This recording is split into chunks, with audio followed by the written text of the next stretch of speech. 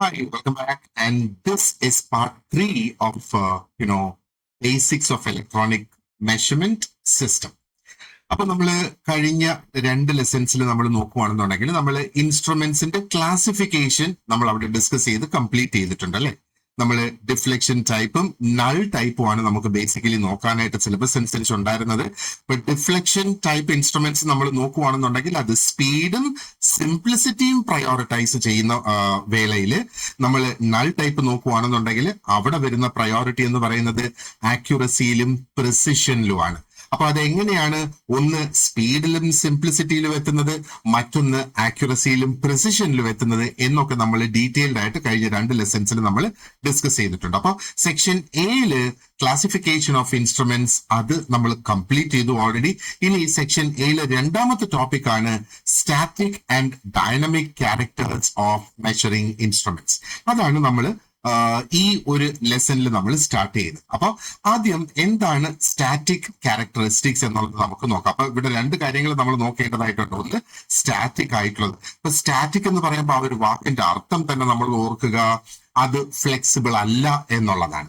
എന്ന് പറഞ്ഞാൽ അതേ കണക്ക് നിലനിൽക്കുന്നത്, നമുക്കതിനെ മാറ്റാൻ കഴിയാത്ത ഒന്ന് എന്നുള്ളതാണ് സ്റ്റാറ്റിക് എന്ന് പറയുമ്പോൾ. ഓക്കെ, അത് അതേപോലെ നിലനിൽക്കുന്നു എന്നുള്ളത് അത് അതിന്റെ ആ ഒരു ലിറ്ററൽ സെൻസിൽ നമ്മൾ അങ്ങനെ ഒന്ന് ഓർത്ത് വെക്കുക. ഡൈനമിക് എന്ന് പറയുമ്പോഴത്തേക്ക് എന്താണ്, ഇറ്റ് കീപ്സ് ചേഞ്ചിങ്, അതിൽ മാറ്റങ്ങൾ വരാം. അപ്പൊ അങ്ങനെയുള്ള സവിശേഷതകൾ, അങ്ങനെയുള്ള ക്യാരക്ടറിസ്റ്റിക്സ് ആണ് നമ്മൾ ഇവിടെ പ്രധാനമായിട്ട് നോക്കുന്നത്. അപ്പോ ഒരു മെഷറിംഗ് ഇൻസ്ട്രുമെന്റിന്റെ പെർഫോമൻസ് നമ്മൾ നോക്കുകയാണെന്നുണ്ടെങ്കിൽ ജസ്റ്റ് അതിന്റെ ഓപ്പറേറ്റിംഗ് പ്രിൻസിപ്പിൾ അനുസരിച്ച് നമുക്ക് അതിനെ ജഡ്ജ് ചെയ്യാനായിട്ട് സാധിക്കില്ല. ഒന്ന്, ഓപ്പറേറ്റിംഗ് പ്രിൻസിപ്പിൾ വളരെ പ്രധാനപ്പെട്ടതാണ്, പക്ഷെ അത് മാത്രം ഉപയോഗിച്ച് നമുക്ക് അതിനെ ജഡ്ജ് ചെയ്ത് അത് ഒരു നല്ല ഇൻസ്ട്രുമെന്റ് ആണോ, അത് ഇന്ന സംഗതിക്ക് ഉപയോഗിക്കാൻ കഴിയുന്നതാണോ എന്ന ഒരു തീരുമാനത്തിൽ നമുക്ക് എത്താനായിട്ട് സാധിക്കില്ല. പകരം ആ ഒരു ഇൻസ്ട്രുമെന്റിന്റെ ഇവാലുവേഷൻ ശരിക്കും നടത്തുന്നത് അതിന്റെ പെർഫോമൻസ് ക്യാരക്ടറിസ്റ്റിക്സ് അനുസരിച്ചാണ്. അതായത് അതിന്റെ പെർഫോമൻസിനെ അടിസ്ഥാനപ്പെടുത്തിയിട്ടുള്ള സവിശേഷതകൾ അല്ലെങ്കിൽ പെർഫോമൻസുമായിട്ട് ബന്ധപ്പെട്ടിട്ടുള്ള സവിശേഷതകൾ അതിനെ അനുസരിച്ചാണ് അത് ഡിസൈഡ് ചെയ്യുന്നത്. ആൻഡ് ആ ഒരു ആവശ്യത്തിന് വേണ്ടിയിട്ട് ഈ സവിശേഷതകളെ രണ്ടായിട്ട് തരംതിരിച്ചിരിക്കുന്നത്. അതാണ് ഞാൻ നേരത്തെ പറഞ്ഞ സ്റ്റാറ്റിക് ക്യാരക്ടറിസ്റ്റിക്സും ഡൈനമിക് ആയിട്ടുള്ള ക്യാരക്ടറിസ്റ്റിക്സും.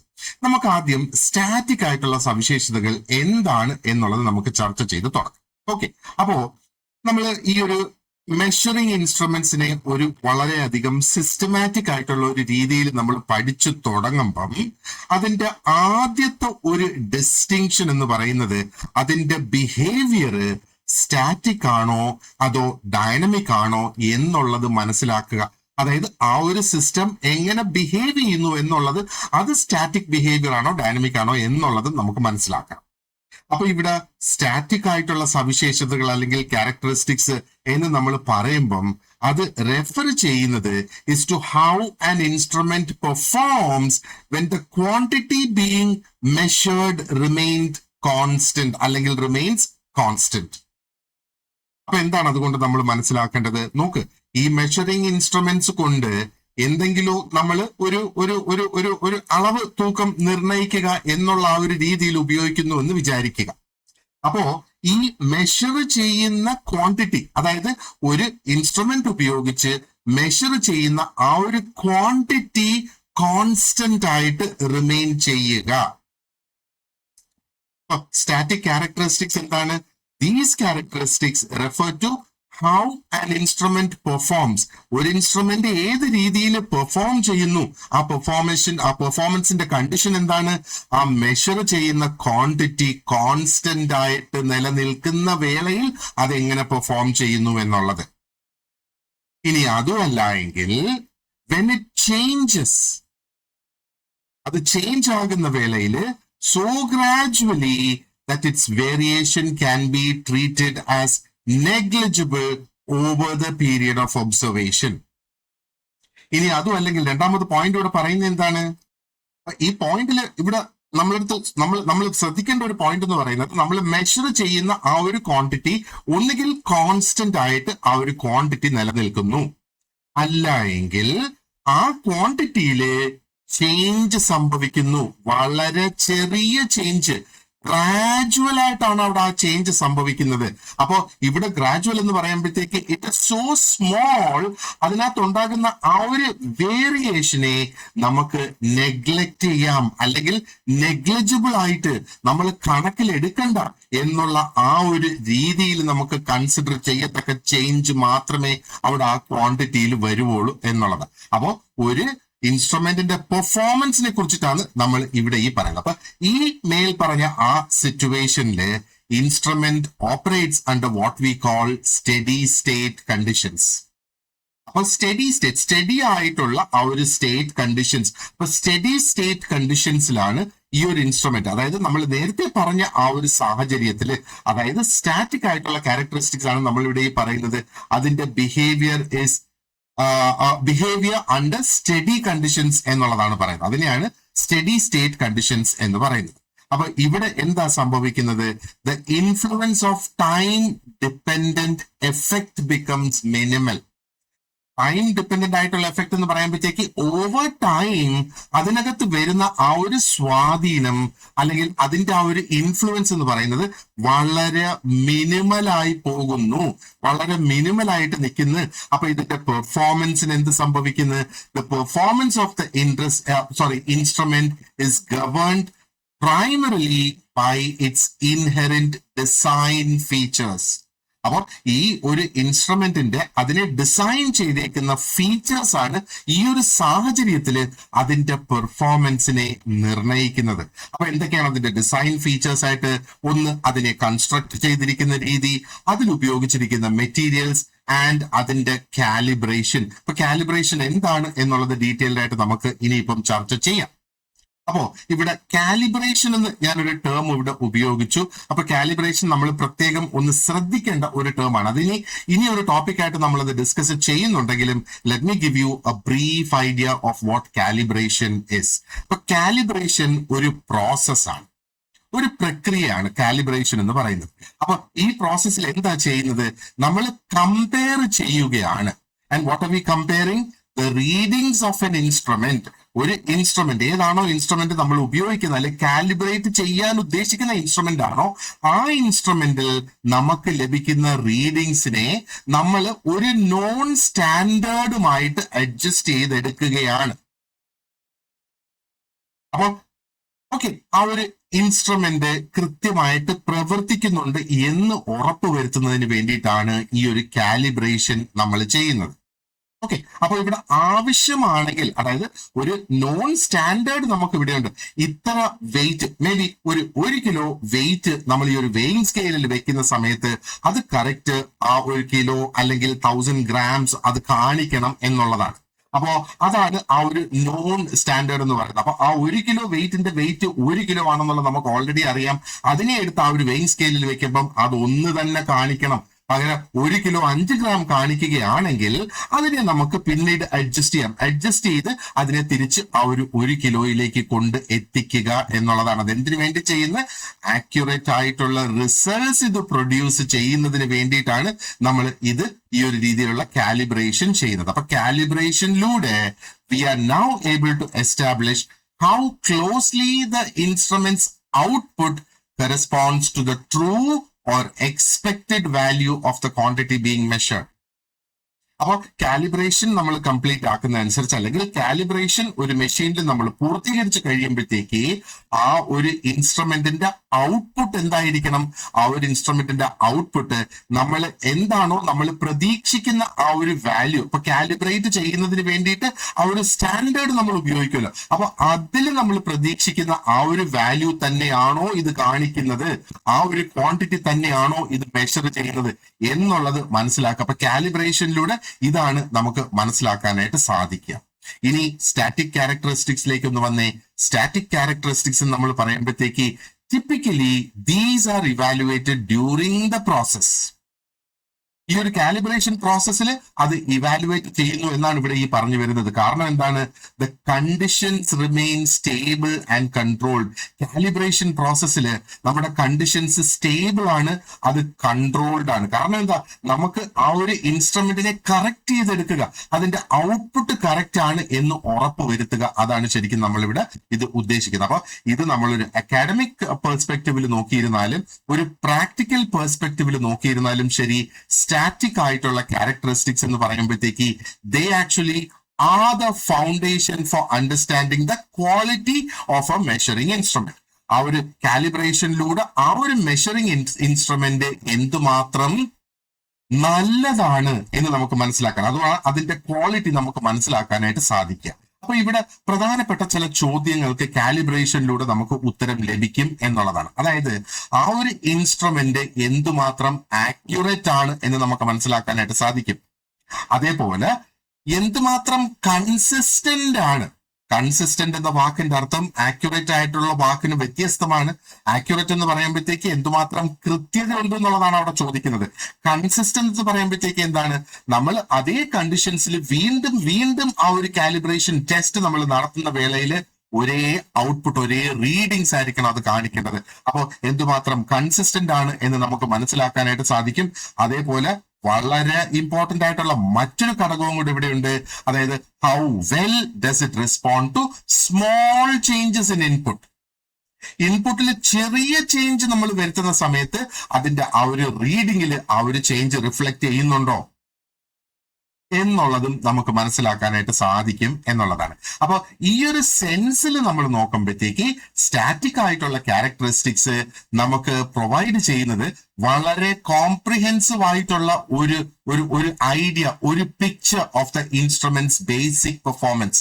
ആ ഒരു ഇൻസ്ട്രുമെന്റ് ഏത് രീതിയിലാണോ പെർഫോം ചെയ്യാനായിട്ട് ഉദ്ദേശിക്കുന്നത് അതനുസരിച്ച് പെർഫോം ചെയ്യുന്നുണ്ടോ എന്നുള്ള ഒരു കൃത്യമായ ഒരു ഐഡിയ നമുക്ക് ലഭിക്കും. അപ്പൊ അതിൽ നിന്ന് അതിന്റെ റിലയബിലിറ്റി നമുക്ക് മനസ്സിലാക്കാനായിട്ട് സാധിക്കും, അതിന്റെ സൂട്ടബിലിറ്റി നമുക്ക് മനസ്സിലാക്കാനായിട്ട് സാധിക്കും. കാരണം പല തരത്തിലുള്ള മെഷറിംഗ് ടാസ്കുകൾക്ക് വേണ്ടിയിട്ട് പല തരത്തിലുള്ള ഇൻസ്ട്രുമെന്റ്സ്, വ്യത്യസ്തമായ ഇൻസ്ട്രുമെന്റ്സ് ആണ് നമ്മൾ ഉപയോഗിക്കേണ്ടതായിട്ട് വരിക, അല്ലെ? അപ്പൊ നമുക്ക് നോക്ക്, ഈ വലിയ വാഹനങ്ങളൊക്കെ വെയിറ്റ് എടുക്കുന്നതിന് വേണ്ടിയിട്ട് കൊണ്ടുപോകുന്ന ഒരു വെയിറ്റ് ബ്രിഡ്ജില് നമുക്ക് ഒരു പക്ഷേ 1 കിലോ വരെ വരുന്ന ഒരു സംഗതി തൂക്കാനായിട്ട് സാധിക്കില്ല. കാരണം എന്താണ്? അതിന്റെ ആ ഒരു കാലിബ്രേഷൻ ഡിഫറെന്റ് ആണ്, അല്ലെങ്കിൽ ആ വേരിയേഷൻസിന് വരുത്തുന്ന റെസ്പോൺസ് അവിടെ ഡിഫറെന്റ് ആയിരിക്കും എന്നുള്ളത്. I hope you understood the point, അല്ലെ? അപ്പൊ നമ്മൾ ഇനി കുറച്ചധികം കോംപ്ലക്സ് ആയിട്ടുള്ള സിറ്റുവേഷൻസിലേക്ക് നമുക്ക് കടക്കേണ്ടതായിട്ടുണ്ട്, ഇൻവോൾവിംഗ് ടൈം വേരിയിങ് സിഗ്നൽസ്. അപ്പൊ ടൈം വേരിയിങ് സിഗ്നൽസും കൂടെ ചേർന്ന കുറച്ച് കോംപ്ലക്സ് ആയിട്ടുള്ള സിറ്റുവേഷൻസിലേക്ക് കടക്കുന്നതിന് മുന്നേ it is essential to have a clear and confident understanding of the steady state properties. അപ്പൊ steady state properties എന്താണ് എന്നുള്ളത് വ്യക്തമായിട്ട് മനസ്സിലാക്കിയെങ്കിൽ മാത്രമേ കുറച്ചും കൂടെ ഡിഫറെന്റ് ആയിട്ടുള്ള കോംപ്ലക്സ് ആയിട്ടുള്ള സിറ്റുവേഷൻസ് നമുക്ക് മനസ്സിലാക്കാനായിട്ട് സാധിക്കുകയുള്ളൂ എന്നുള്ളത്.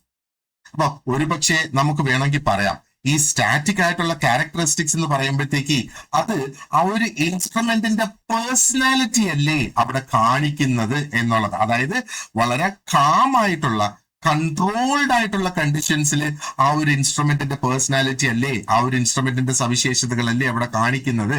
അപ്പൊ അങ്ങനെ വരുമ്പോഴത്തേക്ക് എന്താണ്, ഒരു ബേസ് ലൈൻ മാത്രമാണ് കിട്ടുന്നത് against all dynamic behavior which can later be evaluated എന്നുള്ളത്. ഓക്കെ, സോ ഇനി ഞാൻ ഈ പറഞ്ഞ ആ ഒരു എന്താ പറയണ്ട കുറച്ച് കോൺസെപ്റ്റ്സ് നമുക്ക് നോക്കേണ്ടതായിട്ടുണ്ട്. ലെറ്റ് us see എന്താണ് ആക്യുറസി എന്നുള്ള ആ ഒരു കോൺസെപ്റ്റ് നമുക്ക് നോക്കാം. ഇവിടെ പറയുന്നത് എന്താണ്? Accuracy, closeness to true or expected value, അതൊന്ന്. രണ്ടാമത്തത് ഇൻഡിക്കേറ്റ്സ് കറക്റ്റ്നെസ് ഓഫ് മെഷർമെന്റ്, അത് 2. Often expressed as percentage of full scale. അപ്പൊ എന്താണ് ഈ പോയിന്റ്സ് എന്ന് നമുക്ക് ഇവിടെ ഒന്ന് നോക്കാം. അപ്പൊ ആക്യുറസിയുടെ കാര്യം പറയുമ്പം this is one of the most foundational and widely discussed characteristics of any measuring instrument. കാരണം നമ്മൾ ഒരു ഇൻസ്ട്രുമെന്റ് ഉപയോഗിക്കുമ്പം അതിന്റെ ഔട്ട്കം ആക്യുറേറ്റ് അല്ല എങ്കിൽ ആ ഇൻസ്ട്രുമെന്റ് കൊണ്ട് നമുക്ക് പ്രയോജനമുണ്ടോ എന്നുള്ളതാണ് ചോദ്യം. അപ്പൊ നമ്മൾ ആക്യുറസിയെ കുറിച്ച് സംസാരിക്കുമ്പം ബേസിക്കലി നമ്മൾ ചോദിക്കുന്ന എന്താണ്, അല്ലെങ്കിൽ നമ്മൾ കണ്ടുപിടിക്കാൻ ശ്രമിക്കുന്ന എന്താണ്, വളരെ സിമ്പിൾ ആയിട്ടുള്ള പക്ഷേ വളരെ ക്രൂഷ്യൽ ആയിട്ടുള്ള ഒരു ക്വസ്റ്റ്യൻ ആണ് നമ്മൾ ഇവിടെ ചോദിക്കുന്നത്. വാട്ട് ഇസ് ദി ആക്യുറസി എന്ന് ഉദ്ദേശിക്കുമ്പോൾ, അതായത് how close is the measured value to the true value. നമ്മൾ ഈ ഒരു ഇൻസ്ട്രുമെന്റ്, ഒരു പെർട്ടിക്കുലർ ഇൻസ്ട്രുമെന്റ് ഉപയോഗിച്ച് നമ്മൾ മെഷർ ചെയ്യുന്ന ആ ഒരു വാല്യൂ എന്തുമാത്രം അടുത്ത് നിൽക്കുന്നു ആ ട്രൂ വാല്യൂ ആയിട്ട്, ആ ട്രൂ വാല്യൂ എക്സാക്റ്റ് ആയിട്ട് നമുക്ക് കിട്ടുന്നുണ്ടോ, അതോ ഒരു ചെറിയ വേരിയേഷനിൽ അതിനെ നമുക്ക് അതിന്റെ അടുത്ത് കിട്ടുന്നുണ്ടോ എന്നുള്ളത്. അതാണ് how close is the measured value to the true value of what is being measured എന്നുള്ളത്. അപ്പോൾ അടുത്ത കോൺസെപ്റ്റ് ഇവിടെ വരുന്ന ട്രൂ വാല്യൂ എന്ന് പറയുന്നത്. അപ്പൊ ട്രൂ വാല്യൂ എന്താണ്? ആ ഒരു ആക്ച്വൽ ആയിട്ടുള്ള മാഗ്നിറ്റ്യൂഡ്, നമ്മൾ മെഷർ ചെയ്യാൻ ഉപയോഗിക്കുന്ന ആ ഒരു ഫിസിക്കൽ ക്വാണ്ടിറ്റി ഉണ്ടല്ലോ, ആ ക്വാണ്ടിറ്റിയുടെ യഥാർത്ഥ മാഗ്നിറ്റ്യൂഡ് എന്താണോ അതിനെയാണ് അവിടെ ട്രൂ വാല്യൂ എന്നുള്ളത് കൊണ്ട് നമ്മൾ ഉദ്ദേശിക്കുന്നത്. അപ്പോ ഇൻ പ്രാക്ടീസ് നമ്മൾ ആ ഒരു ട്രൂ വാല്യൂ പലപ്പോഴും പെർഫെക്റ്റ്ലി നമുക്ക് അറിയാനുള്ള സാധ്യത ഇല്ല. അതുകൊണ്ടാണല്ലോ നമ്മൾ അത് മെഷർ ചെയ്യാനായിട്ട് നോക്കുന്നത്. സോ സംടൈംസ്, അല്ലെങ്കിൽ പ്രാക്ടിക്കലി നമ്മൾ നോക്കുമ്പോഴത്തേക്ക് ആ ട്രൂ വാല്യൂ പലപ്പോഴും ഇസ് നോട്ട് നോൺ. ഞാൻ വീണ്ടും പറഞ്ഞ ആ ഒരു നമ്മളൊരു കടയിൽ നിന്ന് ഒരു സാധനം വാങ്ങാൻ ചെല്ലുമ്പോഴത്തേക്ക് അവർ ഒരു കിലോ നമുക്ക് തൂക്കി തരുന്നു. നമ്മൾ ആ ഒരു ഇതിനകത്ത് കാണുന്ന 1 കിലോ ആണ്. But how sure are you അതിനകത്ത് 1 കിലോ ഉണ്ട്? പഞ്ചസാര വാങ്ങുമ്പോൾ 1 കിലോ ഉണ്ട് എന്നുള്ളത്, ആ സ്കെയില് അതിനകത്ത് 1000 ഗ്രാംസ് കാണിക്കുന്നു. അപ്പൊ നമുക്ക് 1 കിലോ എന്ന് നമുക്ക് പറയാം. പക്ഷെ പ്രാക്ടിക്കലി 1 കിലോ ഉണ്ടോ എന്നുള്ളത് അതാണ് പറയുന്നത്. In practice, since the true value is often not perfectly known, നമ്മൾ ഒരു ഹൈലി റിലയബിൾ ആയിട്ടുള്ള ഒരു റെഫറൻസ് വാല്യൂ ഇവിടെ യൂസ് ചെയ്യും എന്നുള്ളതാണ്. ഇത് നമുക്ക് മനസ്സിലാക്കാനായിട്ട് സിമ്പിൾ ആയിട്ടുള്ള നമ്മുടെ ആ ഒരു പഴയ മോഡല്, ഡിജിറ്റൽ അല്ലാത്ത ആ ഒരു ത്രാസ് ഉണ്ടല്ലോ. അപ്പൊ ആ ത്രാസിലാണ് നമ്മൾ തൂക്കുന്നത് എങ്കിൽ നമുക്ക് റിലയബിൾ ആയിട്ടുള്ള ഒരു റെഫറൻസ് വാല്യൂ ഒരു സൈഡിൽ വെക്കാം. അത് 1 കിലോയുടെ ആ കട്ടി എന്നൊക്കെ നമ്മൾ പറയുന്നത്, അത് എടുത്ത് അവിടെ വെക്കുന്നു. ആൻഡ് ആ മറ്റേ സൈഡില് നമ്മൾ അതിന്റെ സമാനമായ തൂക്കത്തിൽ കിട്ടത്തക്ക രീതിയിലുള്ള അരിയോ പഞ്ചസാരയോ എന്താന്ന് വെച്ചാൽ അവിടെ അത് വെക്കുന്നത്. അപ്പൊ ആ ഒരു ത്രാസ് എന്താ പറയേണ്ടത്, ആ ഒരു ഇക്വിലിബ്രിയത്തിൽ എത്തുമ്പോഴത്തേക്ക് നമുക്കറിയാം ഈ ട്രൂ വാല്യൂ നമ്മൾ അവിടെ വെച്ച ആ ഒരു വെയിറ്റിന് ഈക്വൽ ആയിട്ടുള്ള ഒരു ക്വാണ്ടിറ്റി അതിന്റെ റൈറ്റ് സൈഡിൽ നമുക്ക് കിട്ടി എന്നുള്ളത്. അപ്പോ കോമൺലി ഈ ഒരു ട്രൂ വാല്യൂന്, റെഫറൻസ് വാല്യൂന് റെഫർ ചെയ്യുന്നത് എന്താണ്? It is referred to as the expected value അല്ലെങ്കിൽ സ്റ്റാൻഡേർഡ് വാല്യൂ. അപ്പോ ഈ ഒരു ട്രൂ വാല്യൂ, ആ ഒരു റെഫറൻസ് വാല്യൂ, ഓക്കെ, ആ ഒരു റെഫറൻസിന് വേണ്ടിയിട്ട് നമ്മൾ വെക്കുന്ന ആ ഒരു വാല്യൂവിനെ എക്സ്പെക്ടഡ് വാല്യൂ എന്നോ അല്ലെങ്കിൽ സ്റ്റാൻഡേർഡ് വാല്യൂ എന്നോ അതിനെ നമുക്ക് പറയാം എന്നുള്ളതാണ്. ആക്ച്വലി ആ ഒരു എന്താ പറയേണ്ടത്, അതുകൊണ്ട് തന്നെ നമ്മൾ നോക്കുവാണെന്നുണ്ടെങ്കിൽ ഈ ഒരു എക്സ്പെക്ടഡ് വാല്യൂ, സ്റ്റാൻഡേർഡ് വാല്യൂ ഇപ്പൊ മനസ്സിലായല്ലേ? Therefore reflects the degree to which the instrument's readings align with the accepted reference. അപ്പൊ എന്താ ഞാൻ ഈ പറഞ്ഞു വരുന്നത്, അതായത് എന്തുമാത്രം നമ്മൾ ആ ഒരു ആക്സെപ്റ്റഡ് ആയിട്ടുള്ള ഒരു റെഫറൻസ് നമ്മൾ ഒരു സ്ഥലത്ത് വെച്ചല്ലോ, അപ്പൊ ആ റെഫറൻസിൽ നിന്ന് എന്തുമാത്രം അവിടെ ഒരു വ്യതിയാനം വരുന്നു എന്ന് നമുക്ക് മനസ്സിലാക്കാനായിട്ട് സാധിക്കും. അപ്പൊ ആ ഒരു ആക്സെപ്റ്റഡ് റെഫറൻസിന് ഈക്വൽ ആക്കി കൊണ്ടുവരിക എന്നുള്ളതാണ് നമ്മുടെ ഇവിടുത്തെ ഉദ്ദേശം എന്ന് പറയുന്നത്. അപ്പോ ഒരു ഇൻസ്ട്രുമെന്റ് കൺസിസ്റ്റന്റ് ആയിട്ട് if it produces readings very close to the true value, അതിനെ നമുക്ക് ആക്യുറേറ്റ് ആയിട്ടുള്ള ഒരു ഇൻസ്ട്രുമെന്റ് എന്ന് നമുക്ക് പറയാം. ഒരു ഇൻസ്ട്രുമെന്റ് ഹൈലി ആക്യുറേറ്റ് ആയിട്ട് ആണ് എന്ന് പറയുന്നത്, നമുക്കിപ്പം വേണമെങ്കിൽ PSC ഇങ്ങനെ നമ്മളോട് ചോദിക്കാം, ഒരു പെർട്ടിക്കുലർ ഇൻസ്ട്രുമെന്റ് ആക്യുറേറ്റ് ആണ് എന്ന് പറയുന്നത്. So what does it mean? അപ്പൊ ഒരു ഇൻസ്ട്രുമെന്റ് ആക്യുറേറ്റ് ആണ് എന്ന് പറയുകയാണെങ്കിൽ ദ മീനിങ് ഈസ് കൺസിസ്റ്റന്റ് ആയിട്ട് ആ ഒരു ഇൻസ്ട്രുമെന്റ് പ്രൊഡ്യൂസ് ചെയ്യുന്ന റീഡിങ് ആ ഒരു ട്രൂ വാല്യൂക്ക് വളരെ അടുത്ത് നിൽക്കുന്നു. ആ ട്രൂ വാല്യൂക്ക് ഈക്വൽ ആകണമെന്ന് പറയുന്നില്ല, ട്രൂ വാല്യൂയുടെ വളരെ അടുത്ത് വന്ന് നിന്നാൽ തന്നെ മതി, അത് ഹൈലി ആക്യുറേറ്റ് ആണ് എന്നാണ് നമ്മൾ പറയുന്നത്. അപ്പൊ ഈ അടുത്ത് വന്ന് നിൽക്കുന്നു എന്ന് പറയുന്ന ഈ ഒരു ക്ലോസ്നെസ് ഉണ്ടല്ലോ, ഈ ക്ലോസ്നെസ് ആണ് ഇൻഡിക്കേറ്റ് ചെയ്യുന്നത് ആ ഒരു ഇൻസ്ട്രുമെന്റിന് ഒരു സ്ട്രോങ് ആയിട്ടുള്ള ഒരു കേപ്പബിലിറ്റി ഉണ്ട്, അതിന്റെ ആ ഒരു റിയാലിറ്റി വളരെ ഫെയ്ത്ത്ഫുൾ ആയിട്ട് കാണിച്ചു തരുന്നതിന് അല്ലെങ്കിൽ റെപ്രസെന്റ് ചെയ്യുന്നതിന് വേണ്ടിയിട്ട്. ഇനി നേരെ മറിച്ച് അവിടെ ഒരു നോട്ടിസബിൾ ആയിട്ടുള്ള ഒരു ഡിഫറൻസ് അവിടെ വരുന്നു എന്ന് വിചാരിക്കുക between the measured value and the expected value. അപ്പൊ ഒരു നോട്ടിസബിൾ ആയിട്ടുള്ള ഒരു ഡിഫറൻസ് അവിടെ വരികയാണെങ്കിൽ അതിന്റെ ആ ഒരു ആക്യുറസി അവിടെ കുറഞ്ഞു വരികയാണ്, ആക്യുറസി അവിടെ ഡിക്രീസ് ചെയ്യുന്നു എന്നുള്ളതാണ്. ആൻഡ് ആ ഒരു മെഷർമെന്റ് എന്താണ് അവിടെ കാണിക്കുന്നത്? ആ ഒരു ട്രൂ കണ്ടീഷനിൽ നിന്ന് ഒരു ഡീവിയേഷൻ, ഒരു വ്യതിയാനം അവിടെ കാണിക്കുന്നു എന്നുള്ളത്. ഇനി ഒരു പ്രാക്ടിക്കൽ ആയിട്ടുള്ള ഒരു സ്റ്റാൻഡ് പോയിന്റിൽ നിന്ന് നമ്മൾ നോക്കുകയാണെന്നുണ്ടെങ്കിൽ ആക്യുറസിയെ പലപ്പോഴും എക്സ്പ്രസ് ചെയ്യുന്നത് എങ്ങനെയാണ്? As a percentage of the full scale value. ആ ഒരു ഫുൾ സ്കെയിൽ വാല്യൂ, ഇൻസ്ട്രുമെന്റിന്റെ ഫുൾ സ്കെയിൽ വാല്യൂവിന്റെ ഒരു പെർസെന്റേജ് ആയിട്ടാണ് ഈ ആക്യുറസിനെ എപ്പോഴും റെപ്രസെന്റ് ചെയ്യുന്നത്. ഒരു ഉദാഹരണം പറയുകയാണെങ്കിൽ ഒരു ഇൻസ്ട്രുമെന്റിന് അതിന്റെ accuracy of ±1% of full scale ഉണ്ട് എന്ന് പറഞ്ഞു എന്ന് വിചാരിക്കുക. അപ്പൊ അതിന്റെ അർത്ഥം എന്താണ്? അതിന്റെ മാക്സിമം പോസിബിൾ എറർ എന്ന് പറയുന്നത് is limited to 1% of the instruments maximum measurable value. ആ ഒരു ഇൻസ്ട്രുമെന്റിന് മാക്സിമം മെഷർ ചെയ്യാൻ കഴിയുന്ന വാല്യൂ എന്താണ്? ലെറ്റ്സ് സേ ഒരു വെയിങ് സ്കെയിൽ, നമുക്ക് എളുപ്പം മനസ്സിലാക്കാനായിട്ട് ഒരു വെയിങ് സ്കെയിൽ എടുക്കുക. മാക്സിമം മെഷർ ചെയ്യാൻ കഴിയുന്ന വാല്യൂ 100 kilograms ആണ് എന്നവിടെ എടുക്കുക. അപ്പൊ അതിന്റെ ആക്യുറസി ±1% ഓഫ് ഫുൾ സ്കെയിൽ ആണെങ്കിൽ ഇറ്റ് ഇസ് 1% ഓഫ് 100 kilos എന്നുള്ളതാണ്. അപ്പൊ അതിന്റെ എറർ എന്ന് പറയുന്നത് എപ്പോഴും ആ ഒരു 1%ൽ ലിമിറ്റഡ് ആയിരിക്കും എന്നുള്ളത്. അപ്പൊ നമ്മളിവിടെ ഒരു കാര്യം നമ്മൾ അപ്രിഷിയേറ്റ് ചെയ്യേണ്ടത്, ഈ ആക്യുറസി എന്ന് പറയുന്നത് it gives us A direct indication of the correctness of measurement. ആ ഒരു മെഷർമെന്റ് എന്തുമാത്രം കൃത്യതയുള്ളതാണ്, മെഷർമെന്റ് എന്തുമാത്രം കറക്റ്റ് ആണെന്നുള്ളതാണ് എന്ന് നമുക്ക് മനസ്സിലാക്കാനായിട്ട് സാധിക്കും എന്നുള്ളത്. ഇനി എഞ്ചിനീയറിംഗ് പ്രാക്ടീസിൽ ഒരു ഹൈ ആക്യുറസി അച്ചീവ് ചെയ്യുക എന്നുള്ളത് പലപ്പോഴും വളരെ ഒഴിച്ചുകൂടാൻ കഴിയാത്ത ഒരു സംഗതിയായി മാറും. പ്രത്യേകിച്ചും ആ ഒരു തീരുമാനങ്ങൾ എടുക്കേണ്ടി വരുന്നത് പ്രിസൈസ് ആയിട്ടുള്ള, കൃത്യമായിട്ടുള്ള ഡേറ്റയിൽ ഡിപ്പെൻഡ് ചെയ്യുന്ന ആ ഒരു അവസരത്തില്. ഉദാഹരണത്തിന് കാലിബ്രേഷൻ ചെയ്യുന്ന ലാബോറട്ടറീസ് ഒന്ന് എടുത്തു നോക്കുക, ക്വാളിറ്റി കൺട്രോൾ ചെയ്യുന്ന പ്രോസസ്സസ്, പ്രക്രിയകൾ ഒന്ന് ചിന്തിച്ചു നോക്കുക, സയന്റിഫിക് എക്സ്പെരിമെന്റ്സ് ചെയ്യുന്ന ആ ഒരു സമയത്ത് ഒന്ന് ചിന്തിച്ചു നോക്കുക. അപ്പോ നമുക്ക് അവിടെ പല തീരുമാനങ്ങൾ ഈ എന്താ പറയേണ്ടത്, പ്രിസൈസ് ആയിട്ടുള്ള ഡേറ്റ അനുസരിച്ച് വേണം പല തീരുമാനങ്ങൾ നമുക്ക് അവിടെ എടുക്കാനായിട്ട്. ഇനി ഒരു ഡീപ്പർ ആയിട്ടുള്ള ലെവലിൽ നമ്മൾ ആലോചിക്കുകയാണെങ്കിൽ ആക്യുറസി എന്താണ് റിഫ്ലക്ട് ചെയ്യുന്നത്? It reflects how well an instrument translates a physical phenomenon into a meaningful numerical value. നോക്ക്, ആ ഒരു വെയിറ്റ് എന്ന് പറയുന്നത് അതിന്റെ ഒരു ഫിസിക്കൽ ഫിനോമിനൻ ആണ് അല്ലെ. ആ ഫിസിക്കൽ ഫിനോമിനെ ഒരു ആക്യുറേറ്റ് ആയിട്ടുള്ള ഒരു ന്യൂമറിക്കൽ വാല്യൂ ആയിട്ട് മാറ്റാനായിട്ട് സാധിക്കുന്നു എന്നുള്ളതാണ്. അപ്പോ നമ്മൾ അൾട്ടിമേറ്റ്ലി മനസ്സിലാക്കേണ്ടത് it represents the degree of trust. നമുക്ക് എന്തുമാത്രം ഇതിനെ വിശ്വസിക്കാം എന്നുള്ള ആ ഒരു ഡിഗ്രി ഓഫ് ട്രസ്റ്റ് ആണ് ഇവിടെ നമുക്ക് കാണിക്കുന്നത്. അതായത് ആ ഒരു എന്താ പറയേണ്ടത്, ആ ഒരു മെഷർമെന്റിനെ നമുക്ക് വിശ്വസിക്കാനായിട്ട് സാധിക്കുമോ എന്നുള്ളതാണ് നമ്മൾ ബേസിക്കലി ഇവിടെ നോക്കേണ്ടത്. So it is a very core of all measuring systems എന്ന് നമ്മൾ നോക്കുക.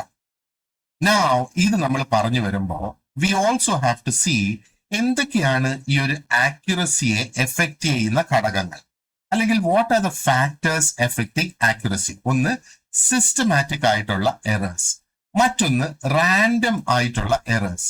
ഇപ്പൊ ഓൾറെഡി നമുക്ക് മനസ്സിലായി കാലിബ്രേഷന്റെ ക്വാളിറ്റി ഓൾസോ എഫക്ട്സ് ആക്യുറസി എന്ന് നമുക്ക് മനസ്സിലായി അല്ലെ. അപ്പൊ നമ്മൾ ആക്യുറസി ഒരു മീനിങ് ആയിട്ടുള്ള, വളരെ അർത്ഥവത്തായിട്ടുള്ള ഒരു രീതിയിൽ നമുക്ക് ഡിസ്കസ് ചെയ്യണമെങ്കിൽ it becomes very important to recognise that it is shaped by several factors beneath it. അപ്പൊ ഈ ആക്യുറസി എന്ന് പറയുന്നത് ഒരു ഐസൊലേറ്റഡ് ആയിട്ടുള്ള, തനിയെ നിൽക്കുന്ന, ഒറ്റയ്ക്കുള്ള ഒരു പ്രോപ്പർട്ടി അല്ല. മറ്റൊരുപാടധികം ഘടകങ്ങളാണ് ഇതിനെ ഒരു ആക്യുറസിയിലേക്ക് നയിക്കുന്നത് എന്ന് നമ്മൾ ഓർത്തു വെച്ചോളും. അപ്പോ അതിനകത്ത് വരുന്ന സംഗതികളാണ് ഞാൻ ഈ പറഞ്ഞതുപോലെ സിസ്റ്റമാറ്റിക് ആയിട്ടുള്ള എറേഴ്സ്, റാൻഡം ആയിട്ടുള്ള എറർ, ആ ഒരു കാലിബ്രേഷന്റെ ക്വാളിറ്റി എന്ന് പറയുന്നത്. നമുക്ക് നോക്കാം എങ്ങനെയാണ് സിസ്റ്റമാറ്റിക് ആയിട്ടുള്ള എറേഴ്സ് ഇവിടെ അതിനെ എഫക്ട് ചെയ്യുന്നതെന്ന് നോക്കാം. അപ്പൊ നമ്മൾ ഇതിനെ സിസ്റ്റമാറ്റിക് എന്ന് പറയുന്നത് എന്തുകൊണ്ടാണ്? അതിന് ഒരു കൺസിസ്റ്റന്റ് ആയിട്ടുള്ള, കൃത്യമായിട്ടുള്ള ഒരു പാറ്റേൺ ഫോളോ ചെയ്യുന്ന ഒരു എറർ ആയതുകൊണ്ടാണ് അതിനെ സിസ്റ്റമാറ്റിക് ആണ് എന്ന് നമ്മൾ പറയുന്നത്. അപ്പൊ ഈ സിസ്റ്റമാറ്റിക് എറേഴ്സ് ഒരു ഡെഫിനറ്റ് ആയിട്ടുള്ള, ഒരു കൃത്യമായിട്ടുള്ള ഒരു ഷിഫ്റ്റ് എപ്പോഴും കാണിക്കും നമ്മൾ മെഷർ ചെയ്യുന്ന ആ ഒരു വാല്യൂ. അപ്പൊ ഇവിടെ ഒരു കൺസിസ്റ്റന്റ് പാറ്റേൺ എന്ന് പറയുമ്പം അത് ഏതെങ്കിലും ഒരു ഡയറക്ഷനിലായിരിക്കും. ഈതർ എബവ് ആയിരിക്കും അല്ലെങ്കിൽ ബിലോ ആയിരിക്കും ഓഫ് ദ ട്രൂ വാല്യൂ. ഒന്നുകിൽ ട്രൂ വാല്യൂവിനേക്കാളും കൂടുതൽ കാണിക്കും, അല്ലെങ്കിൽ ട്രൂ വാല്യൂവിനേക്കാളും കുറവ് കാണിക്കും എന്നുള്ളതാണ്. അപ്പൊ ഇതിൽ നിന്ന് നമ്മൾ മനസ്സിലാക്കേണ്ടത് എന്താണ്?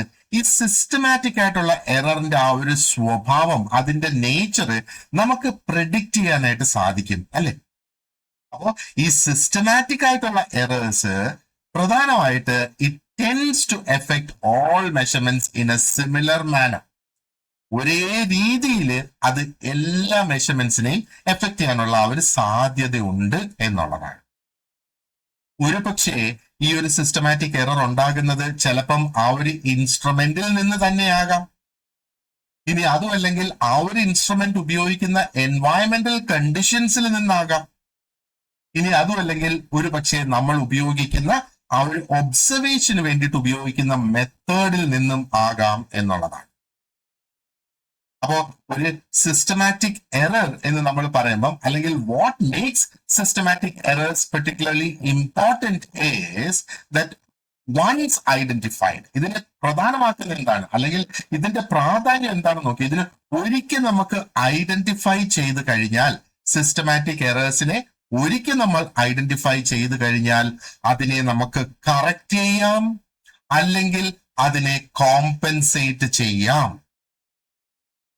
അല്ലെ? അപ്പോ എന്താ പറയേണ്ടത്?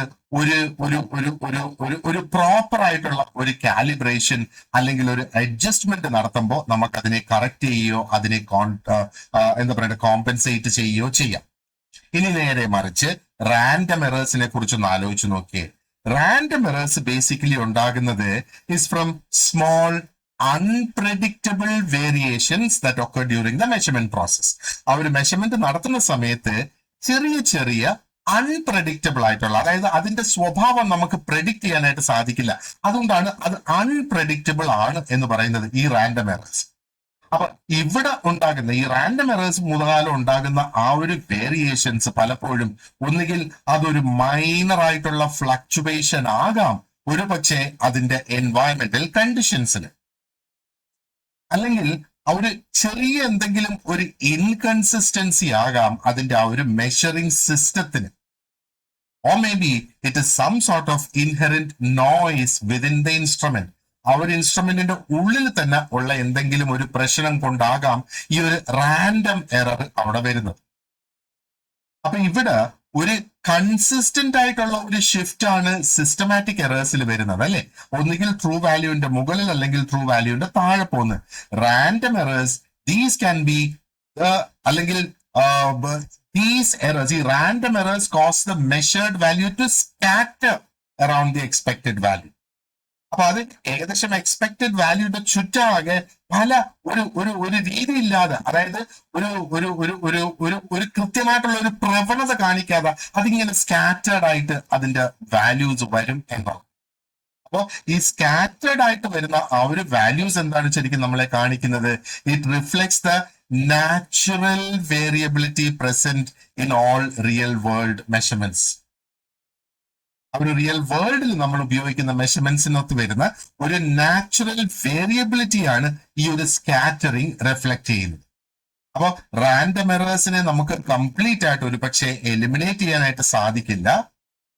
അതിന്റെ എഫക്റ്റ് എന്ന് പറയുന്നത് നമുക്ക് കുറച്ചു കൊണ്ടുവരാനായിട്ട് സാധിക്കും. എങ്ങനെയാണ്? റിപ്പീറ്റഡ് ആയിട്ടുള്ള മെഷർമെന്റ്സ് ചെയ്യുക, അതേപോലെ ഒരു സ്റ്റാറ്റിസ്റ്റിക്കൽ ആവറേജ് ഒരു പക്ഷേ അവിടെ എടുക്കേണ്ടതായിട്ട് വരും. ഇനി മൂന്നാമത് നമ്മൾ പറഞ്ഞത് ആ ഒരു കാലിബ്രേഷന്റെ ക്വാളിറ്റിയെ കുറിച്ചിട്ടാണ് നമ്മൾ ഇവിടെ ഈ പറഞ്ഞത് അല്ലെ. അപ്പോ കാലിബ്രേഷൻ എന്തിനു വേണ്ടിയിട്ട് നമ്മൾ ഉപയോഗിക്കുന്നത്? It serves as a bridge between the instrument and the recognise standard. അപ്പോ ആ ഒരു ഇൻസ്ട്രുമെന്റിനെ ആ ഒരു റെക്കഗ്നൈസ്ഡ് സ്റ്റാൻഡേർഡിലേക്ക് എത്തിക്കുന്നതിന് വേണ്ടിയിട്ടുള്ള ഒരു പാതയായിട്ട് നമ്മൾ കാലിബ്രേഷനെ ഉപയോഗിക്കുന്നു. അപ്പൊ കാലിബ്രേഷനിലൂടെ സിസ്റ്റമാറ്റിക് ആയിട്ടുള്ള ഡീവിയേഷൻസിനെ ഐഡന്റിഫൈ ചെയ്യാം, കറക്റ്റ് ചെയ്യാം. അത് നമ്മൾ സിസ്റ്റമാറ്റിക് ആയിട്ടുള്ള എറേഴ്സ് ഡിസ്കസ് ചെയ്തപ്പോൾ നമ്മൾ മനസ്സിലാക്കി കാലിബ്രേഷനിലൂടെ നമുക്കത് കറക്റ്റ് ചെയ്യാം എന്നുള്ളത് അല്ലെ. അപ്പൊ കാലിബ്രേഷനിലൂടെ സിസ്റ്റമാറ്റിക് ആയിട്ടുള്ള ഡീവിയേഷൻസിനെ ഐഡന്റിഫൈ ചെയ്യാം, നമുക്കതിനെ കറക്റ്റ് ചെയ്യാം. അപ്പൊ അതിലൂടെ നമുക്ക് ഉറപ്പുവരുത്താനായിട്ട് സാധിക്കും, അതായത് ആ ഒരു ഇൻസ്ട്രുമെന്റ് പ്രൊഡ്യൂസ് ചെയ്യുന്ന റീഡിങ്സ് എന്ന് പറയുന്നത് they are as close as possible to the true value. ഇപ്പൊ ട്രൂ വാല്യൂവിന്റെ ഏറ്റവും അടുത്ത് എത്തത്തക്ക രീതിയിലുള്ള ഒരു റീഡിംഗ് എന്ന് പറയാൻ സാധിക്കും. അപ്പോ ഒരു വെൽ കാലിബ്രേറ്റഡ് ആയിട്ടുള്ള ഒരു ഇൻസ്ട്രുമെന്റ്, കൃത്യമായിട്ട് കാലിബ്രേറ്റ് ചെയ്തിട്ടുള്ള ഒരു ഇൻസ്ട്രുമെന്റ് നമ്മൾ നോക്കുകയാണെന്നുണ്ടെങ്കിൽ ഒരു ഹൈ ലെവൽ ഓഫ് ആക്യുറസി അത് റിഫ്ലക്ട് ചെയ്യുന്നു. എന്നാൽ വളരെ പുവർ ആയിട്ട് കാലിബ്രേറ്റ് ചെയ്തിട്ടുള്ള ഒരു ഇൻസ്ട്രുമെന്റ് ആണെങ്കിൽ പെർസിസ്റ്റന്റ് ആയിട്ടുള്ള ഡീവിയേഷൻസ് അവിടെ ഉണ്ടാകും. പെർസിസ്റ്റന്റ് എന്ന് പറയുമ്പോഴത്തേക്ക് എന്താ പറയേണ്ടത്, എപ്പോഴും അതേ ഡീവിയേഷൻസ് മാറ്റമില്ലാതെ കാണിക്കുന്നതായിട്ട് നമുക്ക് അവിടെ കാണാൻ കഴിയും. അപ്പൊ ഇവിടെ ഒരു കാര്യവും കൂടെ നമ്മൾ മനസ്സിലാക്കണം, അതായത് accuracy also evolves with time, with usage and environmental conditions. അപ്പൊ നമ്മൾ കാലിബ്രേറ്റ് ചെയ്ത് നിർത്തിയിരുന്നാലും ശരി തന്നെ ആ ഒരു ആക്യുറസിക്ക് വ്യതിയാനം വരും. ഓവർ ടൈം, കാലക്രമേണ അതിനകത്ത് വ്യതിയാനം വരും. ആ ഒരു ഇൻസ്ട്രുമെന്റിന്റെ ഉപയോഗം കൊണ്ട് അതിനകത്ത് വെയർ ആൻഡ് ടെയർ വരും അല്ലെ. ആൻഡ് അത് ഉപയോഗിക്കുന്ന എൻവയറമെന്റൽ കണ്ടീഷൻസ് അനുസരിച്ചും അതിനകത്ത് വ്യത്യാസം വരാം എന്നുള്ളതാണ്. കാരണം ഇൻസ്ട്രുമെന്റ്സ് നമ്മൾ ഒരുപാട് ഉപയോഗിച്ച് ഒരുപാട് എക്സ്റ്റെൻഡഡ് പീരിയഡ്സ് നമ്മൾ ഉപയോഗിക്കുമ്പോഴത്തേക്ക് ഒരുപാട് അധികം വെയർ ആൻഡ് ടെയർ അതിനകത്ത് വരും, ഏജിങ് അതിനകത്ത് വരും. അതേപോലെ തെർമൽ ഡ്രിഫ്റ്റ് ഇവിടെ വളരെ ഇമ്പോർട്ടന്റ് ആയിട്ടുള്ള ഒരു കോൺസെപ്റ്റ് ആണ് അല്ലെ. ടെമ്പറേച്ചർ മാറുന്നതനുസരിച്ച് metal components can react to it, thermal drift എന്ന് പറയുന്നത്. അപ്പൊ എൻവയറമെന്റൽ ഫാക്ടേഴ്സും ഇവിടെ കണക്കിലെടുക്കേണ്ടതുണ്ട്. അതായത് ടെമ്പറേച്ചർ, ഹ്യൂമിഡിറ്റി, അതൊക്കെ വീണ്ടും ഇതിന്റെ പെർഫോമൻസിനെ സ്വാധീനിക്കും എന്നുള്ളതാണ്. അപ്പോ ആസ് എ റിസൾട്ട് നമ്മൾ എന്താ ചെയ്യേണ്ടത്, ആ ഒരു ആക്യുറസി മെയിൻറ്റെയിൻ ചെയ്യുക എന്ന് പറഞ്ഞാൽ പീരിയോഡിക് ആയിട്ടുള്ള കാലിബ്രേഷൻ ആൻഡ് വളരെ കെയർഫുൾ ആയിട്ടുള്ള ഹാൻഡ്ലിംഗ് ഓഫ് ദ ഇൻസ്ട്രുമെന്റും നമ്മൾ അവിടെ ചെയ്യണം. ഇനി ഒരു ബ്രോഡർ ആയിട്ടുള്ള ഒരു പെർസ്പെക്റ്റീവിൽ നമ്മൾ നോക്കുകയാണെന്നുണ്ടെങ്കിൽ accuracy emerges as A dynamic characteristics അല്ലേ. ഡൈനമിക് ആയിട്ടുള്ള ഒരു ക്യാരക്ടറിസ്റ്റിക് ആണ് ആക്യുറസി എന്ന് വേണമെങ്കിൽ നമുക്ക് പറയാം. അപ്പൊ ഈ ആക്യുറസി അതിനെ എഫക്ട് ചെയ്യുന്നത് എന്തൊക്കെയാണ്? കൺട്രോൾ ചെയ്യാൻ കഴിയുന്ന ഫാക്ടേഴ്സും അവിടെ വരുന്നത്, അൺകൺട്രോൾ അതായത് നമുക്ക് കൺട്രോൾ ചെയ്യാൻ കഴിയാത്ത ഫാക്ടേഴ്സും അൺകൺട്രോളബിൾ ആയിട്ടുള്ള ഫാക്ടേഴ്സും അവിടെ വരുന്നതായിട്ട് നമുക്ക് കാണാം അല്ലെ. അപ്പൊ ഈ സ്വാധീനങ്ങളുടെ ഒരു ക്ലിയർ ആയിട്ടുള്ള ഒരു അണ്ടർസ്റ്റാൻഡിങ് നമുക്ക് ഉണ്ടാകുമ്പോൾ it allows engineers to not only interpret measurements correctly. അപ്പൊ ആ മെഷർമെന്റ്സിനെ കൃത്യമായിട്ട് മനസ്സിലാക്കുക എന്നുള്ളത് മാത്രമല്ല, but also to design measurement systems that consistently deliver reliable and meaningful results. അപ്പോ ഒന്ന് എന്താ പറയേണ്ടത്, ഈ നമ്മൾ ഇതിനകത്ത് വരുന്ന ഈ വ്യതിയാനങ്ങളും ഇതിന്റെ ഈ ഡിഫറൻസസും ഒക്കെ നമ്മൾ മനസ്സിലാക്കുമ്പോഴത്തേക്ക്, അല്ലെങ്കിൽ എന്തൊക്കെയാണ് ഇതിന്റെ ഈ മെഷർമെന്റ്സിനെ സ്വാധീനിക്കുന്ന ഘടകങ്ങൾ എന്ന് മനസ്സിലാക്കുമ്പം ഒന്നുകിൽ ഇനി പുതിയതായിട്ടുണ്ടാക്കുന്ന ആ ഒരു ഇൻസ്ട്രുമെന്റ്സിന്റെ ഡിസൈനിൽ ചേഞ്ച് വരുത്താമായിരിക്കും, പക്ഷേ അല്ലെങ്കിൽ എക്സിസ്റ്റിംഗ് ആയിട്ടുള്ള മെഷർമെന്റ്സിനകത്ത് കറക്ഷൻസ് വരുത്തുന്നതിന് വേണ്ടി എന്തൊക്കെ ചെയ്യാം എന്ന് തീരുമാനിക്കാം എന്നുള്ളത്. ഇനി അടുത്തത് നമുക്ക് ഡിസ്കസ് ചെയ്യാനുള്ളത് ആക്യുറസി വേഴ്സസ് പ്രിസിഷൻ ആണ്. We will do that in the next part of the lesson. ഈ ഒരു വീഡിയോ ക്ലാസ്സിനോടൊപ്പം നമ്മൾ ഇതിനകത്ത് ഡിസ്കസ് ചെയ്ത അത്രയും പോർഷൻസിന്റെ നോട്ട്സ് മാത്രമായിരിക്കും ഈ ഒരു ക്ലാസ്സിന്റെ ഒപ്പം ഉണ്ടാവുക. ആൻഡ് നമ്മൾ ഈ ഡിസ്കസ് ചെയ്ത അത്രയും പോയിന്റ്സിനെ, അതായത് എന്തൊക്കെയാണ് ഫാക്ടേഴ്സ് എഫക്റ്റിംഗ് ആക്യുറസി, ആക്യുറസിയുടെ ഡെഫിനിഷൻ, സ്റ്റാറ്റിക് ക്യാരക്ടറിസ്റ്റിക്സ്, ഇതാണല്ലോ നമ്മൾ ഇതിനകത്ത് ഡിസ്കസ് ചെയ്ത സംഗതികൾ എന്ന് പറയുന്നത്. അപ്പോൾ ഇത്രയും സംഗതികളുടെ ഡീറ്റെയിൽഡ് ആയിട്ടുള്ള നോട്ട്സ് ഉണ്ടാകും. അതോടൊപ്പം നിങ്ങൾക്ക് ഇത്രയും പോർഷൻസിനെ ബേസ് ചെയ്തുള്ള ക്വസ്റ്റ്യൻസ്, മൾട്ടിപ്പിൾ ചോയ്സ് ക്വസ്റ്റ്യൻസും കൂടി ആയിരിക്കും ഞാൻ ഇതോടൊപ്പം നിങ്ങൾക്ക് തരിക. ഒരു പക്ഷേ ഇപ്പൊ നിങ്ങൾക്ക് ഈ നോട്ട്സിന്റെ കൂടെ ലഭിക്കുന്ന മൾട്ടിപ്പിൾ ചോയ്സ് ക്വസ്റ്റ്യൻസ് വളരെ ടഫ് ആയിട്ടുള്ള ക്വസ്റ്റ്യൻസ് ആകണമെന്ന് നിർബന്ധമില്ല. കാരണം അത് കോൺസെപ്റ്റ് ചെക്കിങ്ങിന് വേണ്ടിയിട്ടാണ് ഈ ക്വസ്റ്റ്യൻസ് തരുന്നത്. അതായത് എത്രത്തോളം വിശദമായി നിങ്ങൾക്ക് ആ കോൺസെപ്റ്റ്സ് മനസ്സിലാക്കി എന്നുള്ളത്. അപ്പോ ഈ ക്വസ്റ്റ്യൻസ് നമ്മൾ വർക്ക്ഔട്ട് ചെയ്യുന്ന സമയത്ത് ഇതിന്റെ കൂടെ ചിലപ്പം 10, 20, 15, 25 ക്വസ്റ്റ്യൻസ് ആയിരിക്കും, depending on the length of the class. അപ്പൊ ആ ക്വസ്റ്റ്യൻസിൽ നമുക്കൊരു 60-70% കൃത്യമായിട്ടുള്ള ഉത്തരങ്ങളിലേക്ക് നമുക്ക് എത്തണം. അതിന്റെ ആൻസർ കീ അവിടെ കൊടുത്തിട്ടുണ്ട്. ആൻസർ കീ സെപ്പറേറ്റ് ആയിട്ടാണ് ഞാൻ കൊടുത്തിരിക്കുന്നത്. എങ്കിൽ മാത്രമേ നമുക്കത് മനസ്സിലാക്കാനായിട്ട് സാധിക്കൂ. അപ്പോൾ ഈ ഒരു നോട്ട് എടുക്കുക, വീഡിയോ ക്ലാസ് അതിനോടൊപ്പം കാണുക, എന്നിട്ട് ആ ഒരു ക്വസ്റ്റ്യനും ആൻസേഴ്സും വർക്ക്ഔട്ട് ചെയ്യുക. ഒരു 70%-ൽ കുറവാണ് നമുക്ക് കിട്ടുന്ന മാർക്ക് എങ്കിൽ നമുക്ക് ആ കോൺസെപ്റ്റ് കൃത്യമായി മനസ്സിലായിട്ടില്ല എന്നുള്ളതാണ് അതിന്റെ അർത്ഥം. അപ്പൊ ഒരുപക്ഷെ ആ നോട്ട്സ് വീണ്ടും വായിക്കണം, ഏതൊക്കെ ചോദ്യങ്ങൾ തെറ്റിപ്പോയെന്ന് നോക്കണം. ആ തെറ്റിപ്പോയ ചോദ്യങ്ങൾ ഏതൊക്കെ ഭാഗങ്ങളെയാണ് റെപ്രസെന്റ് ചെയ്യുന്നത്, എന്ത് കോൺസെപ്റ്റിനെയാണ് റെപ്രസെന്റ് ചെയ്യുന്നത് എന്ന് നമ്മൾ നോക്കണം. നോക്കിയിട്ട് വീണ്ടും നമ്മൾ ആ പോർഷൻ റിപ്പീറ്റ് ചെയ്യണം. എന്നിട്ടും അത് മനസ്സിലാക്കാൻ സാധിക്കുന്നില്ലെങ്കിൽ then you have to contact me. You have to let me know and I will personally help you. Alright, so thank you very much for watching this lesson. See you in the next class. You have an excellent day.